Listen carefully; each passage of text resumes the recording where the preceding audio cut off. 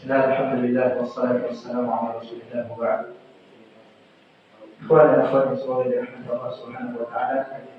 Kita lanjutkan setelah penyebutan tentang khutbah.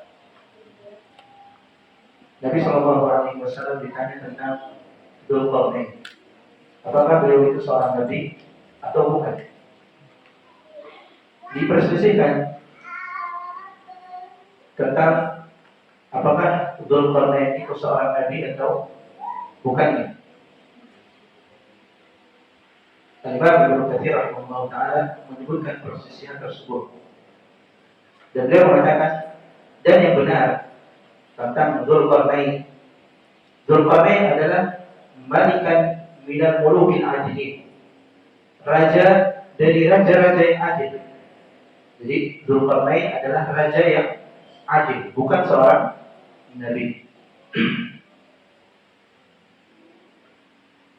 Persisian apa yang terjadi di tengah-tengah para ulama tentang Dzulqarnain? Di antara mereka ada yang mengatakan dia adalah seorang nabi, dia adalah seorang rasul, dan yang paling asing adalah pendapat dia adalah seorang malaikat. Ada yang mengatakan dia adalah seorang malaikat. Tapi yang benar kata Imam Ibnu Katsir, beliau adalah malaikat min mulukil adil, dan mulukil adil, raja dari raja-raja yang adil. Al-Imam Al-Azraqi dan yang lain yang menyebutkan Dzulqarnain adalah seorang yang masuk Islam melalui perantara Nabi Ibrahim alaihissalam. Jadi hidupnya di zaman Nabi Ibrahim alaihissalam. Kemudian beliau tawaf bersama Nabi Ibrahim alaihissalam di Ka'bah bersama Nabi Allah Ismail alaihissalam. Dan ini dinukilkan dalam Al-Bidayah wal Nihayah secara ringkas. Adapun penyebutannya dalam Al-Quran hanya disebutkan dalam surat Al-Kahfi, itu saja. Tentang Dzulqarnain penyebutannya dalam Al-Quran hanya itu di dalam surat Al-Kahfi. Nah, kemudian yang ketiga, masalah al-hudud, hukuman di dalam Islam. Apakah itu kafar, menghapuskan dosa orang yang dihukum ketika melakukan sebuah pelanggaran atau tidak? Nabi ketika ditanya hal ini, yang pertama Nabi sampaikan adalah kondisinya tidak mengetahui ilmu tentang hal tersebut. La adri, ana gak tahu. Itu jawaban Nabi sallallahu alaihi wasallam. Kemudian turunlah wahyu menerangkan tentang hukum tersebut. Dari Ubadah bin Samit radhiyallahu taala anhu, beliau mengatakan, dahulu kami bersama Rasulullah sallallahu alaihi wasallam di dalam sebuah majelis. Maka Rasul sallallahu alaihi wasallam mengatakan, "Tubayyi'unani ala an la tusyriku billahi syai'an." Kalian membaiatku untuk tidak menyekutukan Allah Subhanahu wa taala dengan suatu apapun. Kalian berjanji setia denganku untuk tidak menyekutukan Allah Subhanahu wa taala. Wala taznu, dan kalian membaiatku untuk tidak berzina. Wala tusriku, dan tidak mencuri. Wala taqtulun nafsan allati harramallahu illa bil haqq, dan kalian membaiatku untuk tidak membunuh jiwa yang Allah Subhanahu wa taala haramkan untuk dibunuh kecuali dengan haknya. Faman wafa minkum fa ajruhu 'ala Allah. Barang siapa yang memenuhi hal tadi, memenuhi baiat tadi, maka pahalanya di sisi Allah Subhanahu wa taala. Wa man asaba syai'an min dzalika, dan barang siapa yang terjatuh kepada hal tersebut, fa'uqiba bihi, kemudian dia diiqab, dihukum karena hal tersebut. Tadi ada apa? Ada zina, ada mencuri, ada membunuh. Kalau seandainya mereka dihukum dengan hal tadi, dengan sebab hal tadi, bahwa kafaratun lahu, maka hukuman-hukuman tadi menjadi kafarah, penebus untuk kesalahan, untuk diri. Nah, di sini baru apa? Ada ada jawaban bahwa ketika seorang yang berzina kemudian dirajam, rajamnya tadi akan menggugurkan dosa berzina atau dosa zina. Ketika seorang mencuri kemudian dipotong tangannya tadi akan menghapuskan dosa mencuri. Ketika seorang itu membunuh kemudian dibunuh, maka ketika dia dibunuh itu akan menjadi kafarah untuk dosa membunuh dan seterusnya. Wa man asaba syai'an min dzalika, dan barang siapa yang melakukan sesuatu dari hal itu, fasatarahu Allahu alaihi, kemudian Allah tutup dosa. Artinya apa? Dia berzina, dia membunuh, dia mencuri, tidak ada yang tahu. Allah tutup dosa tersebut. Fa'amruhu ilallah, maka urusannya dikembalikan kepada Allah Subhanahu wa taala. Insya'a fa'anhu, jika Allah menghendaki, Allah maafkan dia, Allah ampuni dia. Wa insya'a adzabahu, dan jika Allah menghendaki, Allah azab dia. Dan ini hukum yang disebutkan oleh Nabi Sallallahu Alaihi Wasallam.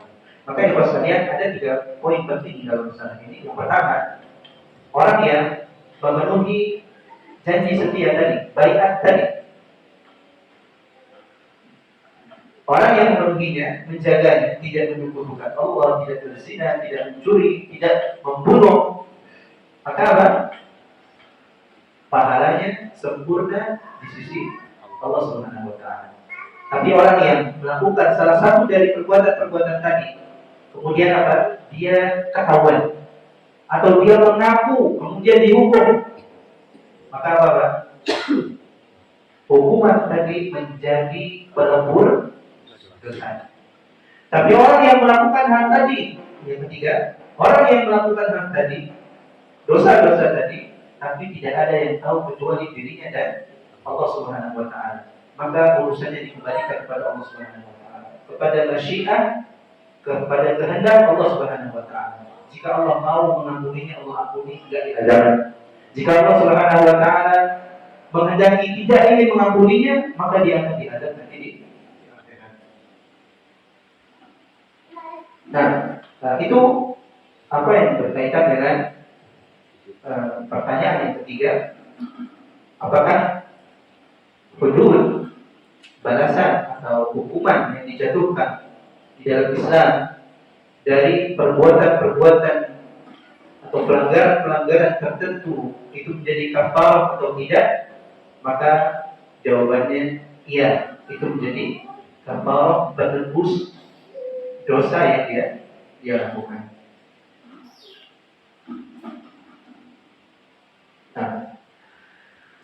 Mungkin itu yang bisa kita pelajari pada malam hari ini. Insyaallah di pertemuan yang akan datang kita akan bawakan faidah-faidah yang dibawakan oleh Syekh Hafizahullah Ta'ala terkait dengan hadis ini, dan faidah terpusatnya adalah apa yang berkaitan dengan berbicara tentang ilmu. Kita dilarang untuk berbicara tentang ilmu, sampai-sampai Nabi kita pun dilarang untuk berbicara tentang ilmu. Makanya ketika ditanya tentang permasalahan tadi yang tidak ada ilmunya, Nabi mengatakan la adri.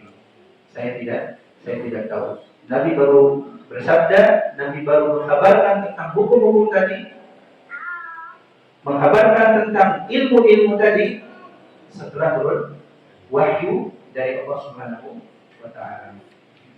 Wallahu ta'ala. Mungkin kalau ada pertanyaan dari Bapak Ibu, silakan. Suatu kaum yang mempunyai masalah tentang ilmu agama. Di antara kaum itu sudah berusaha untuk mencari solusi dari permasalahan yang ada. Kemudian putuskanlah suatu hukum. Padahal bisa jadi di antara kaum tersebut seperti yang disebutkan di hadis ini masih kurang ilmu atau tidak berilmu. Tapi mereka itu tidak mengamalkan pasangan itu, tidak bertanya kepada ulama, kemudian menetapkan hukum. Misalkan benar, apakah itu disebut kebenaran? Kemudian kalau keliru, apa ditujukannya kepada umat. Itu yang pertama. Yang kedua tadi para sahabat itu membayar Rasul untuk tidak menyebutkan Allah, tidak berzina, tidak menuduh Muhammad dan lain-lain. Apakah perbuatan itu boleh diberikan kepada selain Rasul? Misalkan kepada Ustaz saya bersumpah tidak akan berzina, tidak akan menuduh Muhammad, tapi diberikan kepada Ustaz. Apa itu keputusan Rasul atau boleh diberikan kepada Ustaz?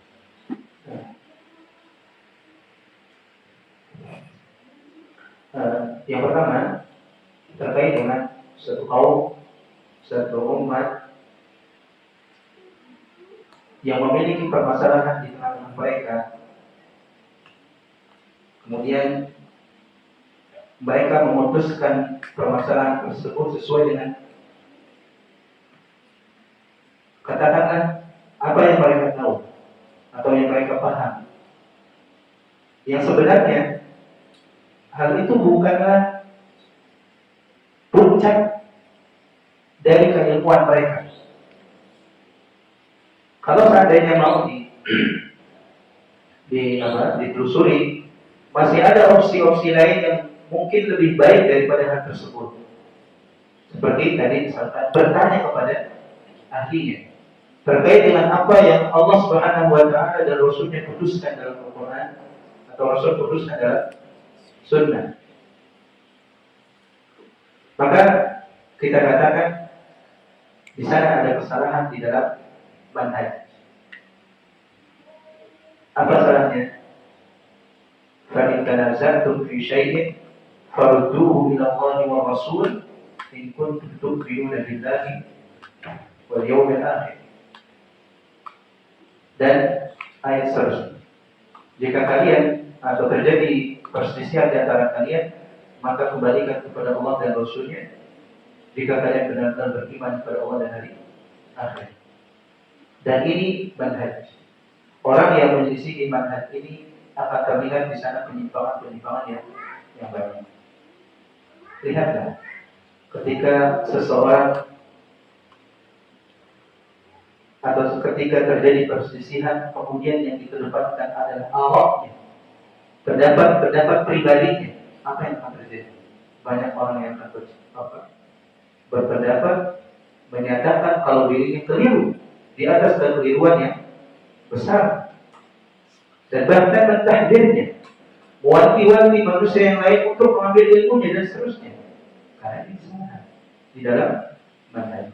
Dan kalaupun seandainya jika orang tadi kebetulan, atau jika kaum tadi kebetulan sesuai dengan sunnah, maka itu tidak dikatakan amal di atas ilmu. Kebetulan itu bukan amal di atas ilmu.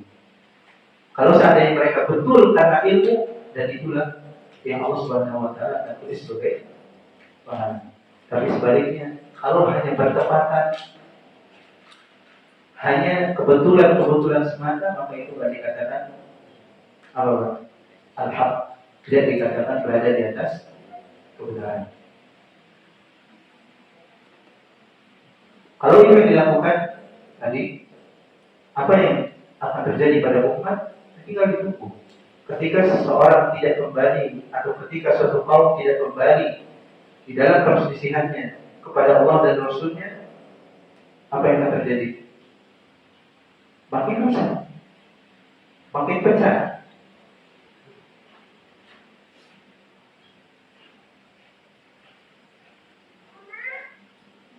Dan kalau kita baca sejarah, mungkin kita sudah mendapati contoh-contoh dari hal tersebut. Tidak usah jauh-jauh, contoh-contoh yang ada pada hari-hari ini atau belakangan banyak. Yang kedua,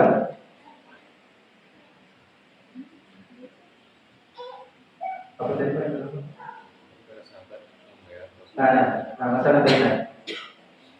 Dahulu para sahabat membaiat Nabi Sallallahu Alaihi Wasallam ke Amir sebagai seorang pemimpin, dan itu janji setia dari masyarakat kepada pemimpinnya di dalam Islam, untuk tidak menyekutukan Allah, untuk tidak berzina, mencuri, dan hukum-hukum Islam yang lain secara umum. Apakah boleh diberikan kepada yang lain, misalkan kepada gurunya dan yang lainnya? Allah a'lam. Tapi yang zahir dari hadis tadi itu yang harusnya diberikan kepada pemerintah kita yang sah, bukan kepada sembarang orang. Baiat itu diperuntukkan untuk pemimpin, untuk amir, bukan untuk guru kita, kecuali kalau guru kita pemimpin negeri ini, maka lakukan. Tapi kalau bukan demikian dijalinnya baiat di dalam Islam. Adapun kepatuhan yang seandainya itu ditunjukkan kepada gurunya, bukan dinamakan baiat, tapi hanya dinamakan apa? Janji-janji atau adab-adab yang dijalin antara guru dengan murid. Tapi dikatakan baiat, tidak. Baiat itu janji setia yang diikat, yang dilangsungkan dari atau antara masyarakat dengan pemimpin mereka, seperti dahulu para sahabat Nabi dengan Nabi kita Muhammad SAW. Dan saat ini kita dengan siapa? Pemimpin kita yang sah. Adapun kaifiatnya bisa kembali ke fatwa-fatwa para ulama atau yang diajarkan oleh para ulama rahimahullah bagaimana cara membaiat. Asal baiat itu apa?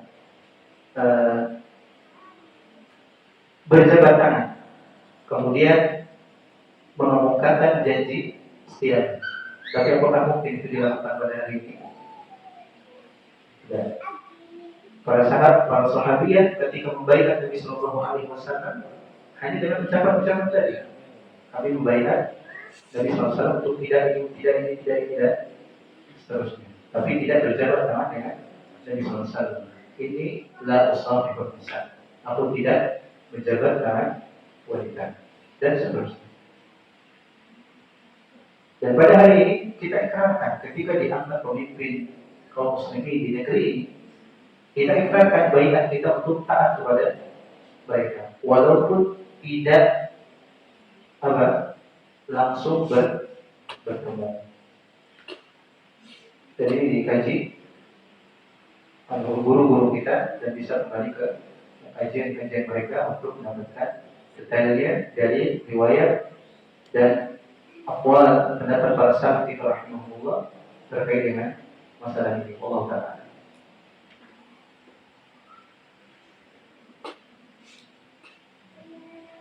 Ada lagi?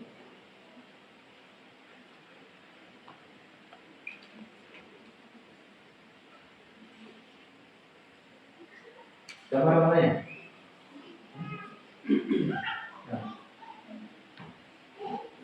Kalau sudah tidak ada yang tanya, kita cukupkan. Subhanallah wa bihamdika, asyhadu an la ilaha illa anta, astaghfiruka wa atubu ilaik. Assalamualaikum warahmatullahi wabarakatuh.